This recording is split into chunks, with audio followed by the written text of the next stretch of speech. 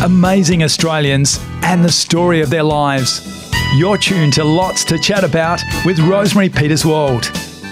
Hello and welcome, listeners. It's terrific to be with you again and to welcome my wonderful guest, Frauke Bolten-Boshammer. Frauke and Frederick Bolten left all they knew behind in Germany to start a new life farming 1,000 acres by the Ord River in Kununurra in Western Australia. The dusty outback town was no place for a woman back in 1981, but Frauke was a woman determined to help her husband build their new life together. 3 years later, Frauke was left to raise their young family of 4 alone. Undeterred, she took over the management of the farm, and after marrying again, she decided to start her own business apart from farming, and that was Kimberly Fine Diamonds.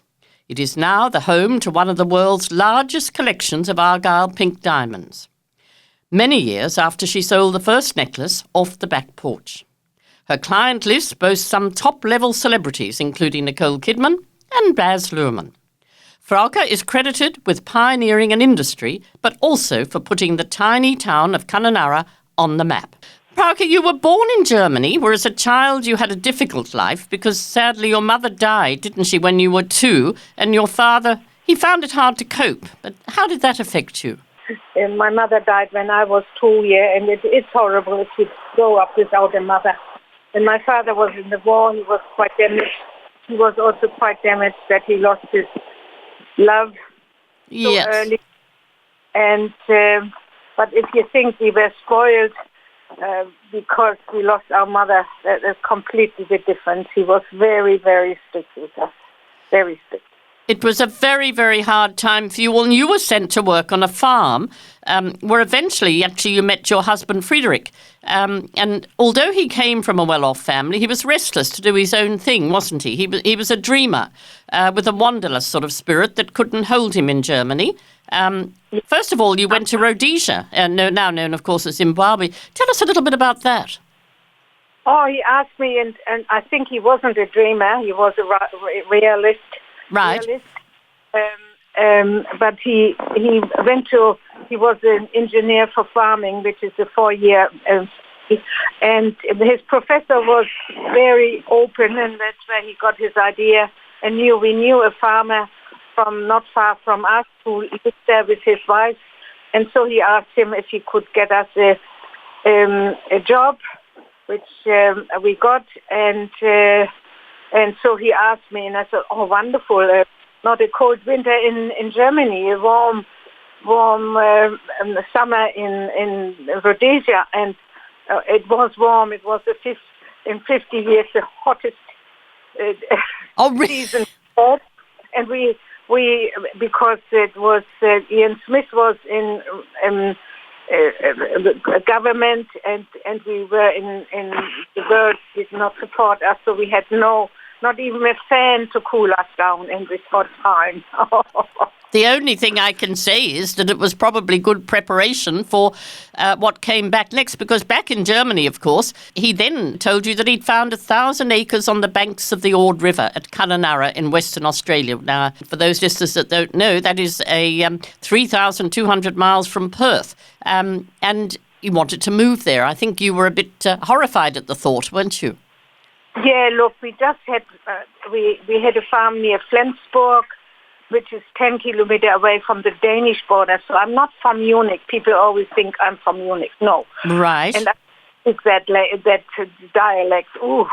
And so the town wanted land, and we moved in not far from Lübeck, Hamburg, to a new farm. And it was a wonderful place. There was a lake there, and that was also only 10 kilometers away from the East German border then.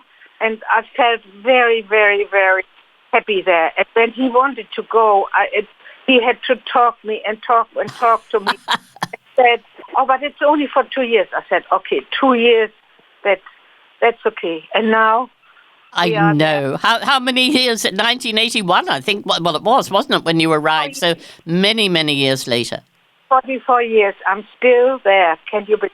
Oh, isn't that wonderful? Tell us, what was your first impressions? I actually migrated from Ireland back in the 1950s, and I think my mother was slightly horrified as to where we ended up, in a place in the middle of nowhere, but yours was just incredible, Frauke. What was your initial impression when you saw all that barren land, really, wasn't it? Yeah, first I can say when we checked in, we flew to Perth, had here 3 or 4 days, and when we handed over our tickets, the person asked us, "Do you know what Kununurra is like?" Because we only had a one-way ticket.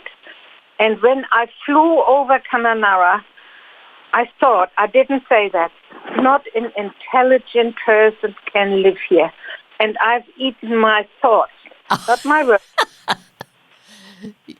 Because I've met so many intelligent, wonderful, caring people in Kununurra. It's I have to, but I always say that because I wasn't happy then when I saw the isolation. It's so far away. But the other thing that you had to cope with, unlike us from Ireland, English, of course, was not your first language. So you had to not only cope with the fact that, as I say, it wasn't your first language, but of course Australia, there's many idiosyncrasies, aren't there, and sayings and whatever that you would not have been familiar with.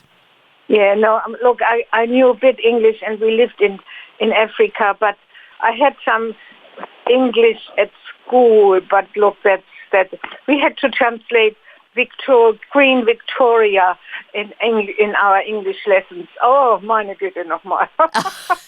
And of course the children, did they speak English? No, as good as nothing. They could just say flying thank you and please, and that was what they can do, you know. It was German 100%. Yes, but it's amazing how quickly children do pick it up, isn't it? You were homesick as well, weren't you? And then, of course, there's the snakes and the crocodiles in the Ord River, of course, that you had to cope with as well. Yeah, but we had at that time a neighbor who shot the saltwater crocodiles, and so we even spent the whole weekend at the river. We swam there. My kids did water ski in front of us. We can't do that anymore because we get too many saltwater crocodiles. They're too dangerous. So we built a pool. We built a pool. Oh, right. Actually, I must admit, when I was reading your wonderful book, A Diamond in the Dust, and you did say, yes, you were swimming in the river when you first came, I thought, oh my gosh, I hope they don't meet a crocodile. But anyway, you went on to explain that. And you said, which, we experienced back in the 1950s as well, the Australian people are so welcoming, aren't they? You found that, particularly at Kununurra, that you were very welcomed, weren't you? They're very welcome. We were invited from our next-door neighbors after 3 days in Kununurra, which was just wonderful. But maybe they thought we are rich people because we bought straight away 3 farms. We had about 1,000 hectares. Yes. But look, they didn't think that. No, I'm still friends with Judy, my neighbor. But and what I did then was after 3 weeks we started playing tennis, and then you learn people, not only farmers, or all sorts of people from town. Yes. And I'm still friends with all of them. Oh, look, it comes across very much in your book. But sadly, Frauke, now many of the crops that Frederick sold, they failed, didn't they, to begin with? And it was a very, very difficult time and difficult farming and whatever. And suddenly, well, it all became a bit much, didn't it, for him? And you were left on your own. I mean, tell us about that time. It must have been awful with young children and whatever. We had a very good farm. We had to borrow money. It's not we had that money lying around to buy the farms and the house in Kununurra. And it didn't go as good as Friedrich thought. He maybe thought it's similar to Zimbabwe, yes, but it wasn't, and it is so different. The distance, we had 3 farms, one far away, one in the middle, one next to town, so he had to drive a lot, and he had to sell the German farm, which was it was horrible. And so in the end, he took his own life. And left you there with the children, which amazingly you coped so well, Frauke. But then, luckily, sometime later, you met Robert, didn't you? Who was a nearby farmer, and he's just been a wonderful part of your life ever since, hasn't he? Yes. He didn't have his own farm. He was farming for a friend who was new to the area too. And I'm not saying that I coped very well because, but you have to. And I had 4 kids, and my youngest was only 20 months old. For my kids, I wanted to do as good as possible because I knew how it was. I have lost my mother, and my father married only 6 years later to give us a mother, and that was not ideal either. So I always say to people, there must be love in the marriage, whatever you do, not just for convenience. My father just wanted a mother for us, but it's not enough if there's no love in the marriage. That works. So then I met my wonderful husband, Robert Boshammer. He is a Queenslander and has 50 cousins. He hasn't even met all of them, and most of them are, I think, still in Queensland. Yeah. Oh, how wonderful! And just tell me, Frauke, the house that you came to originally. I know you've since rebuilt the house, but was it a reasonable sort of size for the family? Was it a typical sort of farming house, or what was it like when you very first saw it back in 1981? I don't know it's a typical farming house in Australia, but it was a house next to the Ord River. The house was sort of okay, very simple. The tiles in the bathroom were dark brown and very dirty, very dirty. But we got that going and made a home out of it, yeah. And you were forever cooking. I mean, reading your book, I kept thinking, God, I can't hardly cook a cake. I'm not terribly good. But you seem to be producing wonderful buffets and food and cakes and all sorts of things. And you said that's very therapeutic. Is that right? Yeah, I still, now that my family is only normally Robert and myself, but if I can, I invite my family. And every Sunday morning we have breakfast at my place. Yes. We are 17, 18, sometimes some friends. I have still quite a few family members in Kununurra, which I'm extremely lucky. And I like cooking, and I look at my occupation. I'm a home economic teacher. It doesn't mean you only cook or so, but you do all sorts of things. Yes. And it's so well because at some stage when we had melons and we employed 30, 40 people, I cooked every 10 days a roast for them with potatoes. Oh, they said, spud. And it's spud. Oh, can I have another piece? I know. My mouth was watering. Yeah, I like it. I still like it. And Christmas is for the whole family, and we are up to 30. And we cook different 5 desserts. I'm having food. I like that. Lovely. That. Absolutely wonderful. Now, you're listening to Lots to Chat About. I'm Rosemary Peterswald, and my guest today is Frauke Bolten-Boshammer, pioneer and founder of Kimberly Fine Diamonds. Now, Frauke, sometime later, you started Kimberly Fine Diamonds. So apart from, running the farm and whatever, you wanted another challenge. And you became a leading diamond leader of the world's rarest precious pinks and built a family empire. Because the timing was great, wasn't it? Because your new store grew in popularity while the nearby Argyle diamond mine was starting to unearth more and more rare pink diamonds. Tell us a little bit about starting that. Yeah, I had a friend who had a jewelry shop here in Perth, and for many, many years we made a trophy for the Hopman Cup, which unfortunately... Oh, yes, the tennis, yes. Yeah, the tennis, which they took away from us. It's now, I think, in France. Right. But I had a friend, Doris Brinkhouse, and she visited us with her family in Kununurra. We were friends, and we are friends since.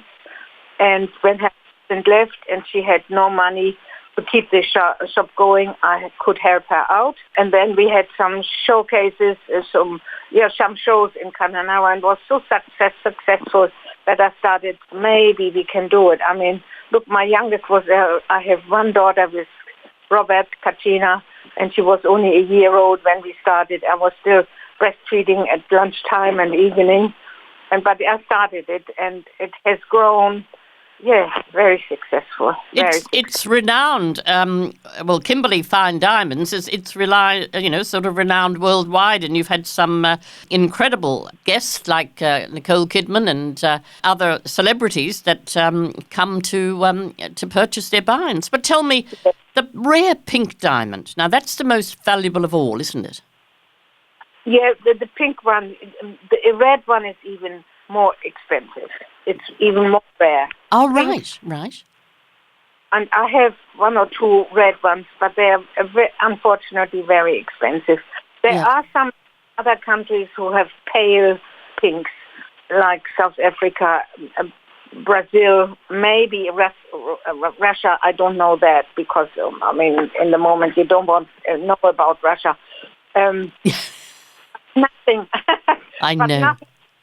But nobody has these intense pinks like Aga. Unfortunately, but look, that's why I started the shop in Kununurra in our small town, because it was only per car 1.5 hours away from us, and it was the biggest diamond mine in production. It's not the biggest in diamonds. Yes. Stones. It was a lot of rough brown diamonds. But did you know anything about diamonds before that? You had to teach yourself all about that, of course? Of course, you need to teach. Yes.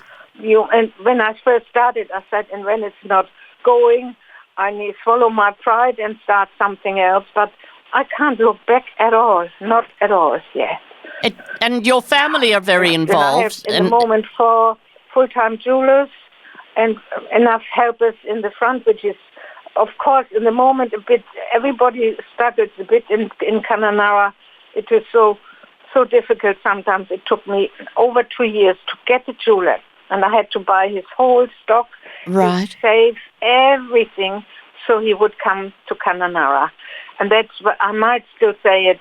If a doctor listens to it, please come to Kununurra. We have a wonderful private practice, but we can't keep enough doctors there. They only come for months or 2 weeks. And I'm in person at the moment because I have my constant doctor here, and I get my appointment straight away. Right. But Kununurra is such a helpful town. It's just far away, and it's a bit hot in the wet season. I know, but it's a problem. Australia-wide. Unfortunately, it's hard enough attracting doctors to remote places, but of course keeping them is very difficult as well, isn't it? And Kununurra obviously has a problem there. Yeah, Kununurra has a problem, and we have a wonderful, brand new private practice, but we can't keep enough doctors. We have 2 or 3 maybe sort of local doctors, but our population is growing. I mean, when I came to Kununurra, we had only 3,000. Now we have nearly 7,000.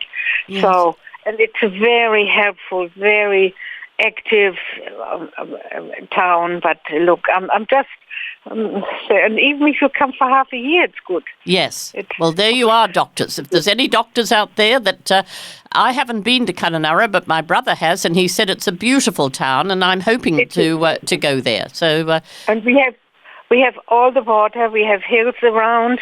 It's a beautiful place, honestly, and we have the El Cristo homestead in a near, and you can do quite a few things for sure. Exactly.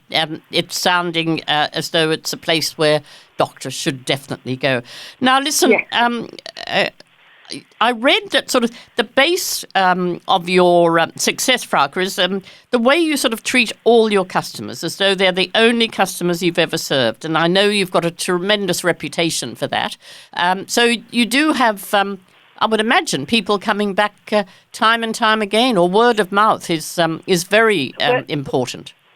Word of mouth is the best advertising. I try not to spend too much there because we are still far away, but we have customers who have been in the shop, they've trusted us, and the next deal might be via telephone, or we are on Facebook, on website, and that's how they deal with us, and they know it's about you would like to go to your own desk, the dentist, to their own hairdresser, and it's with the jeweler the same. They need to trust you. And look, that's what we can do. And also not only we treat and we never judge any customer. It doesn't matter how they come in. I just don't like a man if they haven't got a T-shirt on. I don't. That's not fair. No. But also my staff. I have my staff.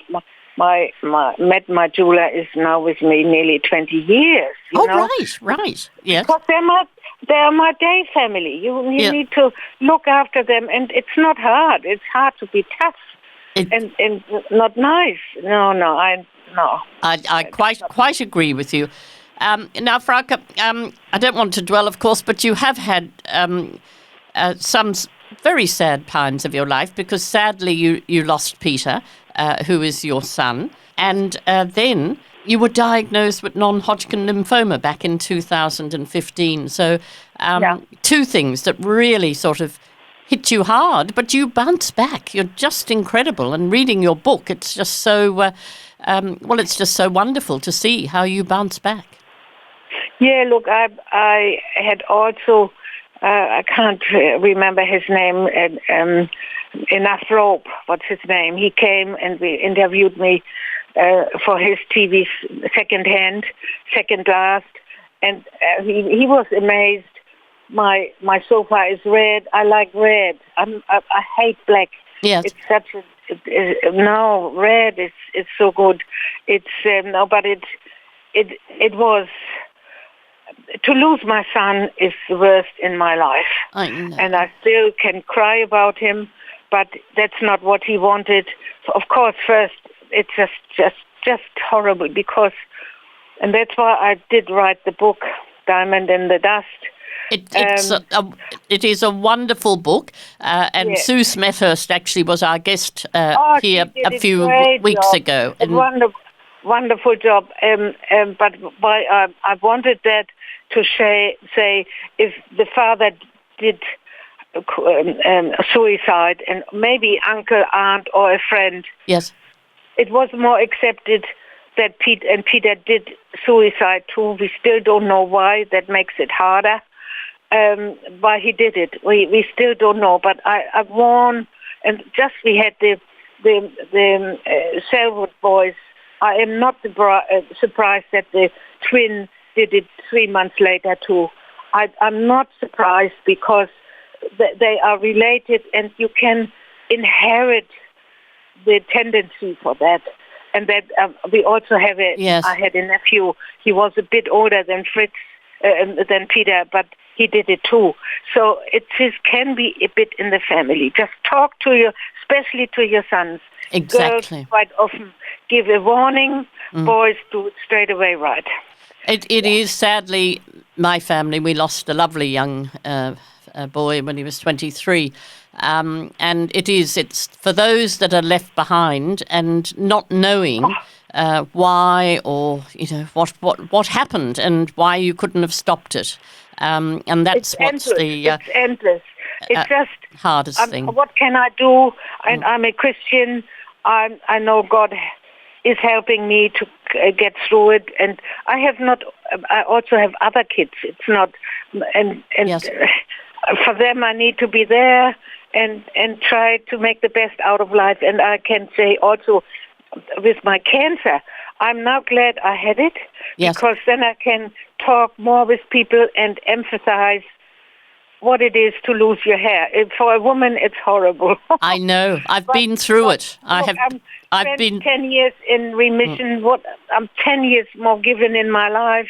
I know. I've seen more grandkids in my life. It's a wonderful. I've been through it, Frauke, and I lost all my hair, and it's all grown back again. And as you say, to be given another go at life, it is. But it is a rather confronting thing, isn't it? One day you've got a whole head of hair. But thankfully you're in remission, aren't you now? I'm in a remission. The only time I shed a few tears when my hair came off. Yes, so did I. But not after. And I had a good doctor, which is very important. Yes. And I'm 10 years in remission. What else can I hope for, you know? Well, it was stage 4. It was stage 4. You're giving me inspiration. In fact, your whole story, Frauke, is a wonderful story of inspiration.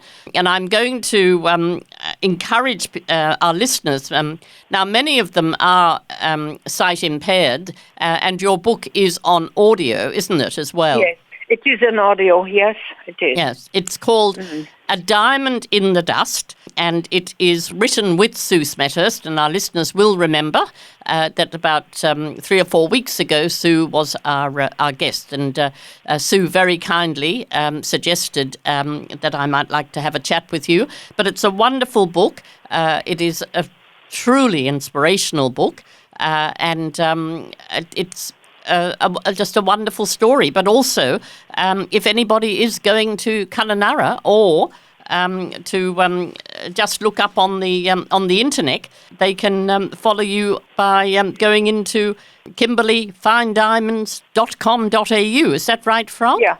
Yeah. And can they order your book through there as well? They need to go to a bookshop. I mean, I sell books, but to send it costs extra. Yes. They should go into a bookshop, and maybe they haven't got it, but they can order it. I got just 1,000 more books for my shop. They're still printed. Oh, wonderful. It's also on Kindle. I ordered it on Kindle. Oh, you added, yeah.